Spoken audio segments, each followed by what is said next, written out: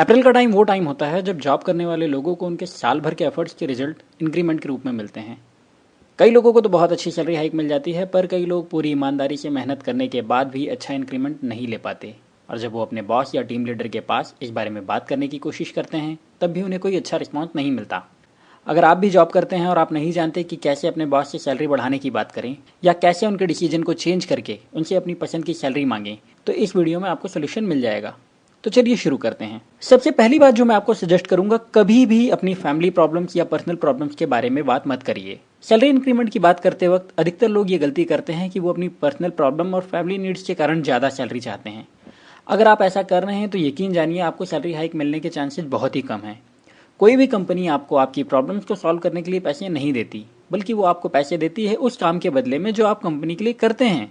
हो सकता है आपकी कंपनी या बॉस आपसे कहें कि वो आपकी और आपकी फैमिली की केयर करते हैं, लेकिन सच तो यही होता है कि वो सिर्फ और सिर्फ सबसे पहले अपने फ़ायदे की केयर करते हैं और फिर उसके बाद में आपकी या आपकी फैमिली की केयर करते हैं।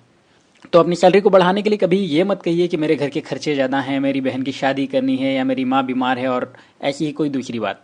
अगर आप ऐसा करते हैं तो कोई भी कंपनी आपको वैल्यू नहीं देगी और अल्टीमेटली आपकी सैलरी भी कम ही बढ़ेगी। अब आपका सवाल होगा, अगर अपनी पर्सनल प्रॉब्लम के बारे में ना बताएं तो सैलरी बढ़ाने के लिए किस बेस पर कहें, और उसका सीधा सा जवाब है आप अपने अचीवमेंट्स को अपने बॉस को बताइए, पूरी बेशर्मी के साथ बताइए। आप बताइए कि पिछले 1 साल में आपकी जॉब रिस्पॉन्सिबिलिटी कितनी बढ़ी है और आपने उन बढ़ी हुई जॉब रिस्पॉन्सिबिलिटी को कितनी अच्छी तरह से निभाया है।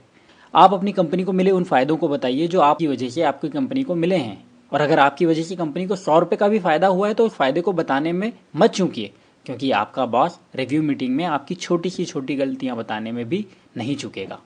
इसके साथ ही आप उन बातों की भी एक लिस्ट बनाइए जो आपने पिछले 1 साल में अचीव करा है। हो सकता है आपने किसी टफ प्रोजेक्ट को कंप्लीट करा हो, या फिर किसी नए टीम मेंबर को कुछ सिखाया हो, अपने कम्युनिकेशन या सेल्स स्किल को डेवलप करा हो, या फिर अपने एक्शन से पूरी टीम को मोटिवेट करा हो। ये अचीवमेंट कुछ भी हो सकते हैं, और जब बात रिव्यू की आए तो आप पूरी बेशर्मी से इन अचीवमेंट्स को अपने बॉस को बताइए, बिना ये सोचे कि उन्हें बुरा लग जाएगा। एक सेल्समैन कभी भी अपने प्रोडक्ट की क्वालिटीज़ को बताने के लिए शर्म नहीं करता, और आपको भी अपनी स्किल्स और क्वालिटीज़ के बारे में बताने में शर्म नहीं करना चाहिए, खास तौर पर तब जब बात आपकी सैलरी को बढ़ाने की हो। और यहाँ आप ये भी ध्यान रखिए कि ये रिव्यू मीटिंग किसी एग्जाम से कम नहीं होगी। तो ये बात करने के लिए पहले आप खुद को तैयार कर लीजिए। इस तैयारी में आप अपने अचीवमेंट्स की लिस्ट बनाइए, कंपनी को जो फायदे आपकी वजह से हुए हैं उनकी लिस्ट बनाइए, और उस सब को याद कर लीजिए। और उसके बाद आप खुद को बॉस की जगह रखकर खुद से सवाल करना शुरू करिए। आपको ये ध्यान रखना होगा कि आपका बॉस या कंपनी हमेशा अपने पैसे बचाने में इंटरेस्टेड रहेंगे और उन्हें हम गलत नहीं बोल सकते, ये उनका काम है। तो जब आप बॉस की जगह रखकर खुद से सवाल करें तो टफ सवाल करिए, जैसे कि आपने कंपनी को क्या दिया है, मैं आपकी सैलरी क्यों बढ़ाऊं, अगर सैलरी बढ़ती है तो बदले में कंपनी को क्या मिलेगा, एंड ऐसे ही बहुत सारे टफ सवाल।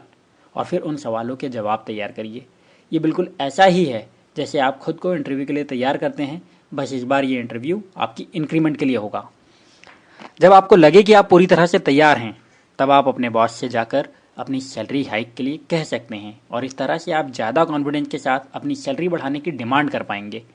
इसके साथ ही आप उन्हें यह भी बताइए कि आप एक मोटिवेटेड पर्सन हैं और आपको अपनी जॉब पसंद है और आपको सेटिस्फैक्ट्री इंक्रीमेंट मिलता है, तो आपका मोराल हाई बना रहेगा और ये आपको फ्यूचर में भी अच्छा काम करने के लिए मोटिवेट करते रहेगा।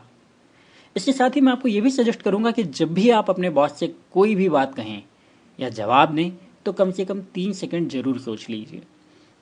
सिर्फ 3 सेकंड सोचने से आप अपने बॉस को ज़्यादा अच्छी तरह से इम्प्रेस कर पाएंगे, और वो बात भी आपको सैलरी इंक्रीमेंट करने में बहुत मदद करेगी।